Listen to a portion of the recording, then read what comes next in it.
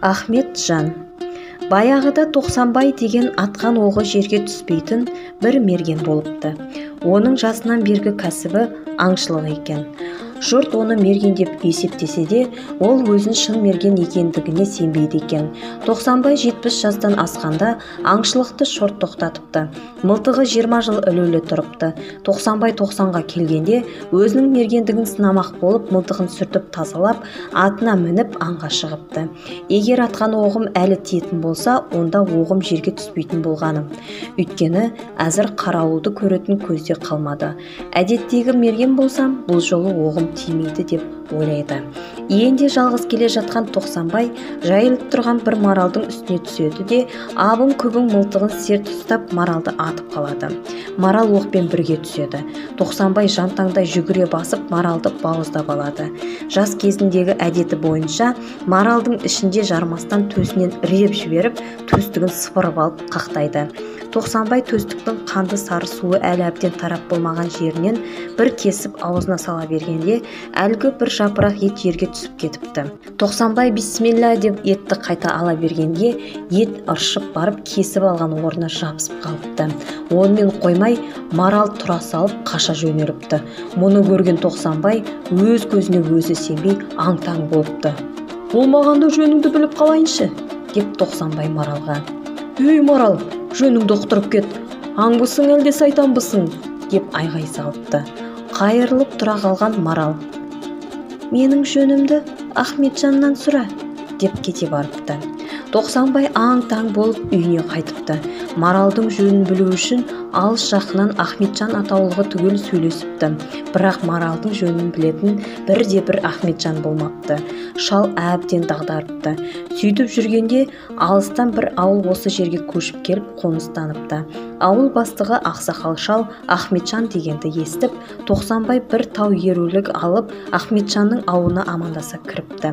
Ахметжан қонағын ізет құрметпен қарсы алады. Ертесі Тоқсанбай аттанарда Ахметжан ол кісінің бұйымтайын сұрайды. Тоқсанбай бар бұйымтайы маралдың жөнін білу екенін айтады. Сонда Ахметжан ақ сақалын ұзақ-ұзақ сылап отырады да, бір заманда басын көтеріп отырып: «Бұл бір ашылмаған сыр еді. Тәңір менің сырымды адамзатқа ашқызу үшін бұл маралды сізге жолықтырыпты. Айтпасам болмас. Мұның мән-жайын айтып берейін», депті де әңгіме бастайды. «Жас кезім еді. Әкем бір байдың қызына маған құда түсті. Кейін қайныма ұрын бардым. Қайынымның ауылы қалыңдығын екеумізге бөлек отау тігіп қойыпты. Қыздың жеңгелері мені отауға ертіп барды. Қалыңдығымда жанаса кетіп, мені қасына отырғызды. Жеңгелерім кеткен соң саусағынан бір алтын жүзік шығарып алды да, оған сарала қамшы болып кет, деді. Жүзік сарала қамшы болды. Сарала қамшыны салмақтап тұрып, бүркіт болып кет, деп мені тартып кетіп еді. Мен келіскен құран бүркітке айналдым да кеттім. Соң ұшып барып, отаудың шаңырағына қонып отырдым.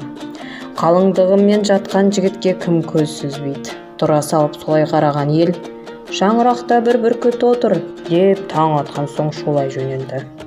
Басқалардың айтқан сөзін ұққанмен қайтарып айтатын тіл менде де жоқ. Амалсыз қалықтап ұшып ұзаққа кеттім. Сол бетімен ұшып отырып, ас беріп жатқан бір ауылдың үстіне шықтым. Келіп бір байдың шаңырағына қондым. «Мынау құран бүркіт екен», деді де бай мені қайырып аңға салды. Көзіме көрінгеннің бәрін алдым. Бай барған сайын байи берді. Сонымен бай менің күтімімді онан әрі жақсартып, аяқ бауыммен томағамды түгелдей алтынмен құймалап тастады. Қалыңдығым осы алтын томаға мен аяқ бауды көздеп бүркітке айландырған болмасын, қайта барсам мені адамға айландыруы мүмкін деген ойға келдім де, томағаны аяғыма қысып, аяқ баумен аспанға бірақ шықтым. Самғап отырып қалыңдығымның отауының шаңырағына келіп қондым. Қыз мені түсіріп алып: «Иә, жануарым, келіп қалдың ба?» деп жонымнан сипап аяқ баумен томағаны алып алды. Мен үміттеніп қалып едім, үмітім селге кеткендей болды.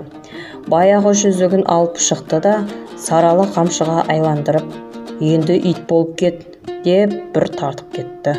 Сол-ақ екен, Жуан көгала төбетке айландым да есіктен шығып кете бердім. Тыңдап ауыл маңына кетпей жүре бердім. Бір күні қыз жігіттерге: «Ауылда жүрген бұралқы иттерді түгелдей өлтіріп тастаңдар», деп тапсырды. Мұны естіген мен дереу өлімтігімді көрсетпей тайып тұрдым. Сол бетіммен барып бір топ қамысты мекендедім. Әр күні түнде шығып, сол маңдағы ауылдың қазанындағы сүтін ұрлап, ішіп күн көрдім.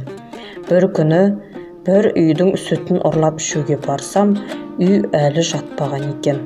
Үйде бірнеше адам сөйлесіп отыр. Әлгі үйдің әйелі: «Жақыннан бері таза тамақ іше алмайтын болдық. Бір ұры ит күнде үйге кіріп сүтімізді ішіп, ыдыс аяғымызды арамдап кетеді», деді. Мұны естігендер: «Осы жердегі бір топ қамысты жақыннан бері бір көгала төбет мекендеп жүр.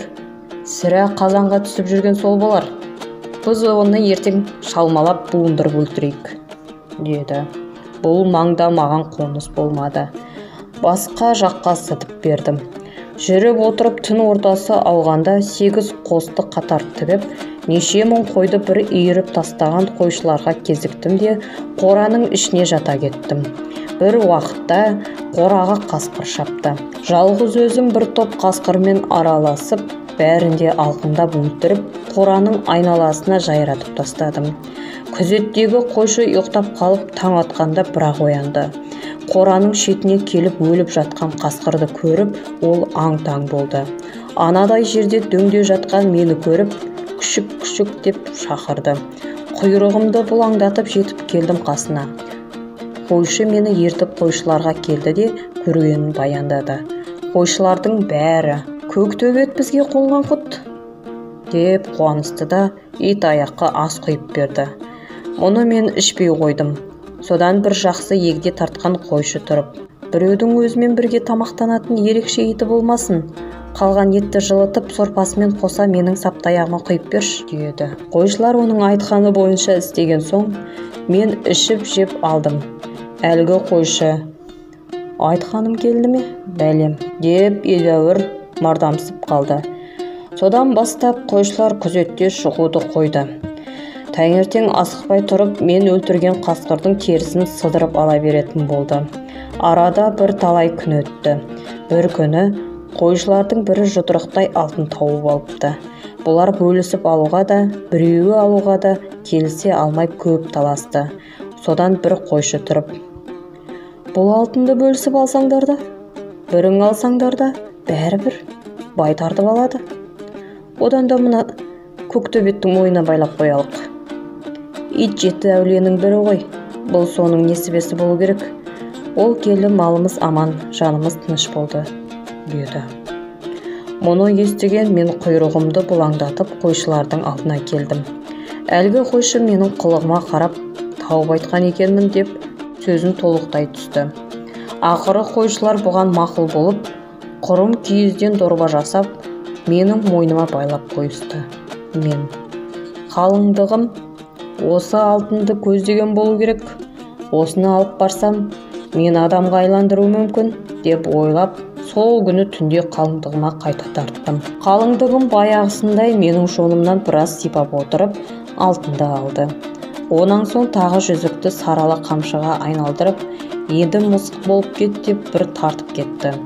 Көгала төбет күйімнен лезде сарала мысық болып үйден шығып кете бердім. Әбден тарығып, қызға өшіктім.